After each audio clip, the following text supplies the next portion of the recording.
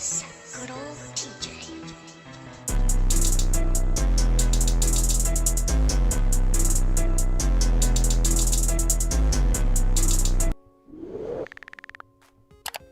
Konnichiwa, this is watching one guy. Back with another reaction video, and today, guys, we are doing another Fate video. This video is called Fate Lore: The Tale of Sigurd from OTAKUDAIKUN. So without further ado, before we get to this, guys, like the video if you're liking what you see here.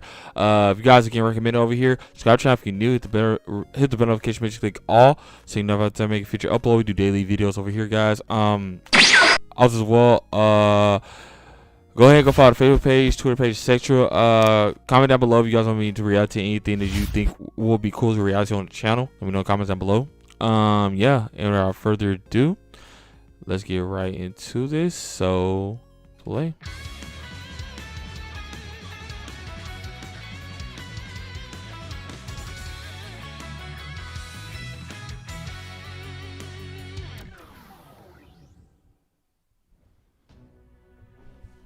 Sigmund is the son of Volsung, a descendant of the Norse god Odin, born into a time of brutal familial drama. His sister, Signy, is forced into marriage with a foreign king, Sigurd. During the wedding ceremony in Volsung's hall, Odin appears as a mysterious, old, one-eyed man. He enters with a sword and stabs it into the hall's central tree, Barnstock. The man announces that he who draws the sword from the tree shall earn the sword as a gift from Odin. Sigurd attempts to pull the sword along with all the other men, only to fail. Rather, it is Sigmund who removes the blade and claims it as his own. Sigurd offers to purchase the sword, but is denied, sparking a profound vitriol for Volsung and his children. You say, nah, bro. Of a banquet, Can't get this, Sigurd leads homie. an ambush against Volsung, killing him in battle and sentencing his sons, including Sigmund, to a slow, painful death. They are strung up on stalks to be preyed upon by a wolf. Signy, hoping to save her eldest Oh, this brother, look is has cool. Sigmund It's coated in going blue honey, ass. Cool. which he uses to lure in the wolf, bite its tongue, and slay it during the confusion. Sigmund escapes and raises his son to ultimately take revenge upon Sigurd. Having attained his revenge, Sigmund courts a woman, Hjordis, at the cost of battle against her other suitor, Lingvi. As their armies clash, the same one-eyed man who brought forth Odin's sword charges and kills Sigmund with his lance.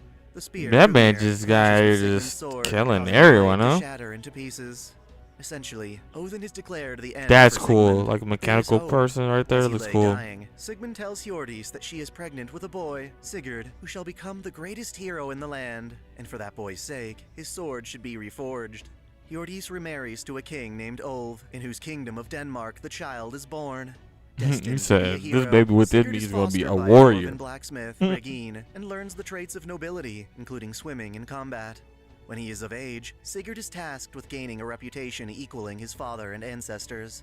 To achieve this, he is advised to slay a dragon. As a target, Regine tells of his own brother's downfall. Odin and Loki argue near a spring, where Loki procures sustenance by killing both a salmon and otter with a single rock.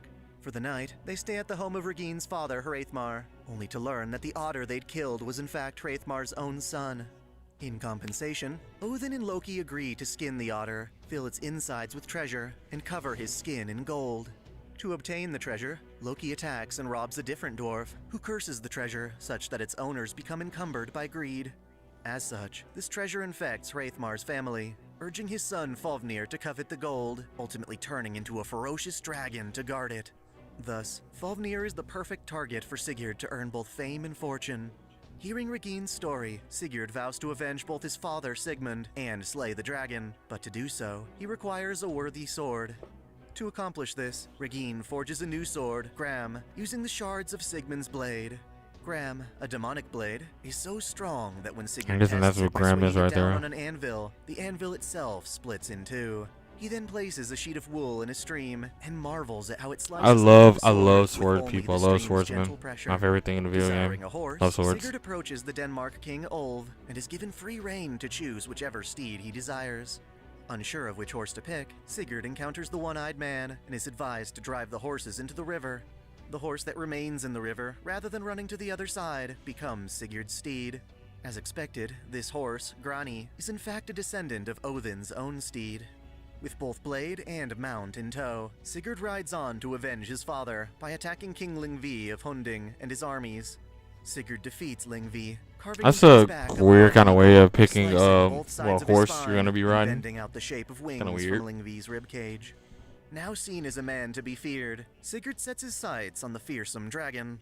Regine leads Sigurd to Fafnir's territory. That Along looks the way, they take badass. note of a path Fafnir uses to travel between his cave and the river he drinks from. Sigurd decides to surprise Fafnir by hiding in a pit along the path and stabbing the dragon's underbelly from below. The one-eyed man witnesses Sigurd digging the pit and warns him that a dragon's blood is poisonous. Taking Odin's words to heart, Sigurd widens the pit and is deliberate when he thrusts Gram into Fafnir's own heart. As the dragon dies, he speaks to Sigurd, asking who would dare kill him. They converse, and the dragon warns Sigurd that Regine and the treasure shall be his downfall. Sure enough, Regine is conflicted by how Sigurd has just killed his own brother, and requests that Sigurd remove Fafnir's Oh, that heart dragon and was his roast it for brother? meat. While roasting the heart on a spit, Sigurd touches it to check its temperature, but unintentionally burns his finger. To cool it down, he places the finger in his mouth, ingesting a small portion of dragon's blood. Due to this, he gains an ability to understand the language of birds. The wagtails above him suggest that it would be unwise for him to slay one brother while sparing the other. After all, Regine too is cursed by the treasure's allure and plans to hoard it for himself. Following the bird's advice, Sigurd strikes down Regine, eats most of Fafnir's heart, and drinks more of his blood. Continuing to consult the birds, Sigurd learns of the Valkyrie Brynhildur, sealed away in a ring of fire by Odin. He'd heard of this woman before in a prophecy from his uncle, which stated that the two would meet with ruin should they meet. Unafraid of this prophecy, he rides to Mount Hinderfjall, venturing straight through the fire. The man said, "I'm going straight for where I don't care." Trapped by his own mithril armor. To awaken the woman, Sigurd swings Gram, slashing through her armor. Brynhildur explains Odin imprisoned her after she defied his will. As punishment, she was to be married, and yet she refused to marry a man who knew fear. Thus, the Ring of Fire was meant to test potential suitors seeking her hand in marriage. Sigurd originally has no intention of loving her, playing it safe due to the prophecy, but finds himself falling in love with her at first sight. He smiles in such a way that Brynhildur's heart At flutters, first sight. piercing her lovingly to her very core. Inevitably, Sigurd takes her as his wife, vowing never to care for another woman as he will her. As a former Valkyrie, Brynhildur teaches Sigurd her knowledge of fighting, as well as of the primordial runes. I believe gifted it to is her the by name of a Odin. Valkyrie. This continues until Sigurd must ride away and resume his heroic journey. He travels to the kingdom of King Giuki and develops a strong friendship with Giuki's sons, Gunnar and Hogni. Together, they conquer kingdoms and plunder amazing treasures. In fact, Giuki is so pleased to have Sigurd around that he wishes Sigurd could simply marry into the family. Gunnar's sister, Guthrun, who is also fallen for Sigurd, devises a way to make him hers. She conjures a magic alcohol that causes Sigurd to lose all memory of his beloved Brynhildur and takes this opportunity All about to to say, marry cause him. like, ain't he married Unaware of his already? promised love, Sigurd But enters the family, I guess he has something that living can in like blissful mess up his ignorance. memory. And in time, Gunnar covets his own wife and is advised to approach Brynhildur as a candidate. Of course, Brynhildur already pledged herself to Sigurd and declares she will only marry Gunnar if he can defeat her in battle. Knowing he isn't strong enough, Gunnar goes to Sigurd and begs him to use his runes to swap their appearances. Thus, Sigurd stands before Brynhildur, disguised as Gunnar, and fights on his Wow. behalf. Brynhildur goes along with this, and quickly figures out that she is actually fighting her own husband, who no longer remembers her. She continues the fight, I'm loses to dead. Sigurd, who has grown stronger Wow. since their honeymoon. Defeated, both physically and mentally, she accepts the circumstances and marries Gunnar, knowing full well he didn't actually fight her at all. And yet, while she tries to live with this twisted arrangement, as a maiden of the family that stole her beloved, she cannot bear the thought of anyone else having Sigurd. She is driven to madness and rage, ultimately going on a rampage and claiming the lives of Sigurd and his family. She slices him in half before taking her own life in hopes of following him to the afterlife in hell. Sigurd's legend is told through the poetic and prose Edda, as well as the influential Volsunga saga, derived from the same That went from concepts and 0 to ideas 100 that went real into the quick. hero Siegfried. Thus, these two similar figures are recorded separately into the Throne of Heroes. While this serves as an afterlife of sorts, it is practically a curse. Brynhildur's legend centers around being the one to kill Sigurd, making it so that whenever they meet his servants, they are driven to reenact their tragic demise. Oh my Nonetheless, Sigurd is goodness. seen as an exceptionally valuable saber All of a destined for glory misconception, both bro. in and outside of life. In the modern era, a female magus named Ophelia is born to the distinguished Famersalone family. Due to her pedigree, Ophelia is expected to become a first-rate magus, even if it means being subjected to horrific operations as a child to improve her abilities. These surgeries supplement her already impressive mystic eye, which allows her to both see and restrict various possibilities. Her parents care not for her emotional well-being, and instead continue to my apply goodness. pressure until she grows up They to ain't be both parents. They introverted don't care about and your well self-conscious being. due to the trauma. For all it's worth, she manages to bring honor to her family, enrolling in the Clock Tower Spiritual Evocation Facility and thriving as one of their most talented students. As a result, she is invited to join the Chaldea Security Organization's A-Team in protecting the human order from incineration. Along with I'm this guessing honor, her she is eyes given like a messed special up command because spell, the of Serious Light, which can the drastically experiment alter the stuff world being done in there. exchange for her life. They all Always mash. meant to serve in protecting humanity, her ambition as a hero falls We're apart. in order. As a part of Team A, Ophelia befriends her peers Mashu Kyrielite and Kirstario Odim, Yep, specifically Mash, developing feelings for the latter.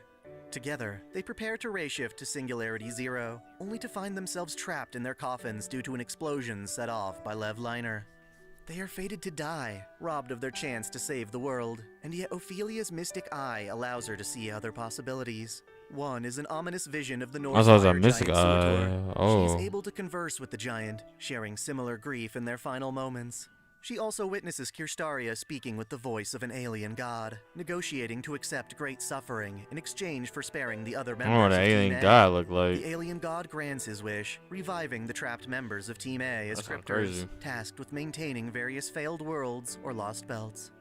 Being of Scandinavian descent, Ophelia is put in charge of the Norse Lost Belt, a world in which the dramatic ritual of Ragnarok doesn't complete, leaving Surtur sealed in a false sun with one surviving goddess, Skadi. Hoping to appease Kirstaria, Ophelia steps up to the task of protecting the Lost Belt and fostering its Tree of Emptiness alongside Skadi. In order to accomplish How's this, however, Ragnarok, she huh? must summon a servant of her own, which happens to be the famed Sigurd. That said, this Sigurd is different from his descriptions in the legends she grew up with. He is cruel, bloodthirsty, and manipulative. She quickly finds out that this is because Sigurd is only a shell, and who she really summoned is in fact Surtur, hiding within Sigurd's body. Knowing Surtur wishes to Oh. awaken from his sun and burn the world, Ophelia uses a command spell to restrain Sigurd from killing himself, in turn keeping the fire giant at bay. Even so, she finds it difficult to restrain Sigurd's, or rather Surtur's, killing instinct. Protecting her lost belt effectively condemns the Earth of proper human history to ruin, which naturally inspires Chaldea to take action.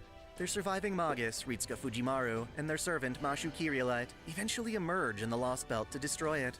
This pits Ophelia and her former friend Mashu against one another. Sigurd insists on killing them quickly, but Ophelia wishes to talk to Mashu first. That is so Despite being on cool. opposite ends of a conflict, Ophelia and Mashu still That in the middle manage is to so find cool. mutual respect for one another. Eventually, Ophelia is put into a tight spot. She doesn't want Sigurd to exterminate Chaldea, but she also can't allow him to die, else Surtur breaks free from the sun. When Ritsuka's So it's stuck party between a arrives rock and a with hard servant place, basically, Brynhildr no? in tow, Ophelia is forced to allow Sigurd to ascend and become stronger. Sigurd and Brynhildr fight each other, inevitably drawn to kill one another.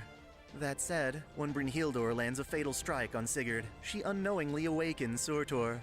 While catastrophic, this does allow Sigurd to stand up, not as Surtur's puppet, but as the hero he once was.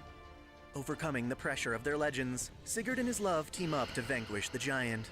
In battle, Sigurd draws strength from his That's sword good. ram, now taking the form of a double-edged blade, as well as his heightened dragon senses and primordial runes Brynhildr taught him. His noble phantasm is Bulwark Gram, Heaven's Wheel of Destruction, an anti-fortress assault created from the energy taken from his sword. As a servant, he wears glasses and armor that didn't exist in his time, a crystallization of the wisdom he gained from eating Fafnir's heart. Both he and Oh, that's our Brynhildr eye. ultimately team up Mhm. with Ophelia, who uses her Sirius light to create an opening through which they can unleash their noble phantasms. Tragically, this costs Ophelia her life, and she dies while expressing gratitude toward Mashu for being her friend. At the same time, Brynhildr and Sigurd begin to vanish, having pushed their spirit cores too far. While disappearing, Sigurd accepts Brynhildr's love in all forms, and vows to die by her lance time and again if it means seeing her. Their sacrifice helps Chaldea, taking Wow. one more step towards restoring proper human history. Even when summoned as servants for Chaldea, Sigurd continues to prove his love by continually avoiding her attacks, showing restraint by accepting their tragedy and moving forward despite it. That's wow.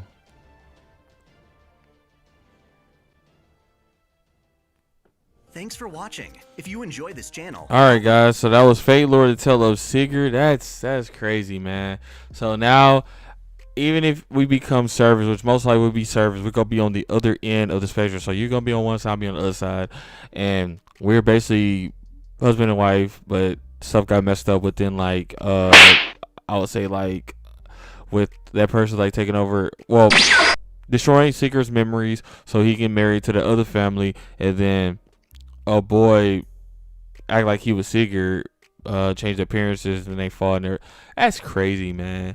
And then now every single time it's like I would want to see you being my wife originally, even if it means that you have to kill me with a lance. I just love to see you. Like, that's ooh.